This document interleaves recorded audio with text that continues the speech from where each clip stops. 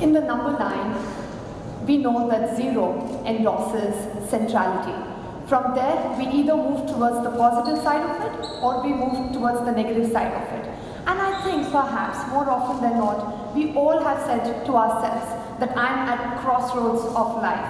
What does that essentially mean? That you are now having a platform to decide which way to go. Either you pick to go to your left side, which is going to be a negative side, or you pick to go to your right, which is obviously the positive side. Even in the mathematical explanation, 0 is neutral.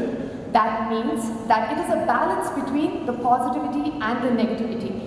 If we apply the same theory to our lives, what can we attain out of it? The positive and the negatives that we always are surrounded by, it is very important we are extremely balanced to take a balanced and the right decision.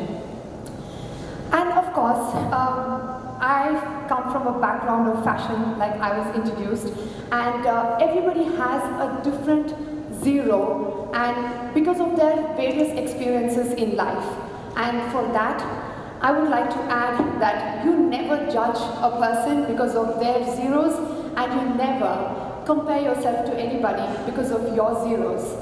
Everyone's trajectory of the 0 and the decision making is always to each its own. Let me first begin with my experience of 0, where I had to take my decision in life. I belong to an era where I had only 2 options, the grand 2 options of career, which is the engineering and then it is the MBBS. I'm fairly confident that even my mother did not believe I should pick the later because too many lives were involved in it. And my only choice, Eureka, was the engineering. I joined MPC and then I had to give my MSET, and then came the day where the results were out. My mother kept flipping the newspapers from left to right, top to bottom, inside out, every possible language newspaper she saw, and then with an entire disappointment in her face, looks at me and she asks me, "How pathetic were you with your exam that your number does not show in the newspapers?" That was a moment I almost felt like I have to drop my surname now because I will be disowned soon. And that, I think, when I looked at her and I had to smirk and say, "Mother, I'm sorry, but I haven't appeared for the exam." I knew then that I was not meant to be an engineer. My round 2 of the 0 that I had to face, I went to the United States of America to pursue my higher education. And of course, I landed there. It was freaking cold. My homesickness was killing me. I think my homesickness almost started when I boarded the flight here. And I went in there, and to my horrendous experience, that I also realized that I was not meant to be a B-school student. And what are our Indian maternal uncles and aunts are for? Just so that you can cry to them loud and clear. And that's exactly what I did. Luckily, my mama, who's my maternal uncle, lives in the United States. I went howling to him, saying, "You have to do something about this." And of course, he was so kind to be the partner in crime, immediately moved me to a fashion institute. And then came my birthday, which became a doomsday. You will soon realize why I'm calling it a doomsday. My extremely loving father decides to give me a surprise and land in Chicago, and by then none of my family members have realized that I've moved my career paths. So we thought we could just sweep this under the carpet and maneuver between just me and my uncle. And my father lands. Clearly my geographical coordinates were not Ohio, I was in Chicago. My round 2 of 0, where I had to make that call, and I sat him down and I told him that, "I'm so sorry, but yet again, your money for the last 1.5 years was spent on my fashion school and not on the B school." And that's how I think he fairly came to a conclusion that there will be many more 0s in my life. Soon after which I was married off, and that's when I think the sun started setting upon my life. Physical abuse, marital rape are real deals. And of course, the taboo that is attached to divorce is even worse. And I had to be extremely strong, I think, and independent to go through each and every bit of it. I was lying unconscious on the bed of the hospital when I was completely bruised from the abuse and I was bleeding, and that's when I realized I was also pregnant. Well, I could from that point, possibly was my biggest ever actual zero point in life. I could choose to be depressed, I could choose to be something taking me down, I could be bogged down, I could be 6 feet under the ground, or I could also be extremely venomous and spewing it. But then that little heartbeat that I heard in my stomach told me that's not the approach I was living life for. And I had to take the only option that I had, which was a positive one.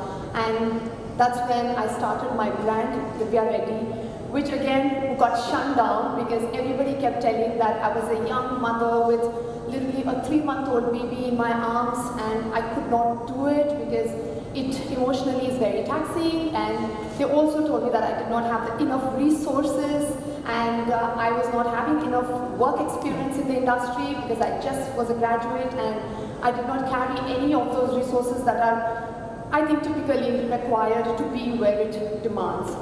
But that one voice told me that today I have a target and I have to sit there, irrespective of whatever people told, and I'm telling you they were not wrong. Yes, I did not have the resources. I did not have anything that would have probably taken for me to make it there, but I also did not have a plan B. What did I have to do? I could do nothing. There was only one thing, that I had my target, I tried, I failed, of course, and then I figured out there are 10 loopholes. I tried again, filling one loophole, tried again, filling another loophole, tried again, failed, filled another one, tried, failed, filled another one. Finally, I think I filled all the loopholes and I could see myself make it to the front page, of the newspaper, entering into India's most prestigious fashion platform, Lakme Fashion Week. And that, for me, has decided that, you know, it is not always whether zero is a positive or negative, whether it is the beginning or the end. Somebody's beginning could be your end and someone's end could be your beginning. And after which I practiced that I should always only look to moving towards the right side of the zero, and which I think I'm practicing even today. And this always kept me, there's some voice in my head that kept ringing, saying, if a privileged or a half-decent resourceful person like me has to go through so much of pain and disdain and agony, imagine the women who are underprivileged, imagine the women who do not have access to any of these resources. What about them? And that's where it was the second birth that I gave. It was my social foundation, which is under the banner Divya Reddy Foundation, which I'm extremely, extremely proud of, and I fairly wake up every morning to look at this.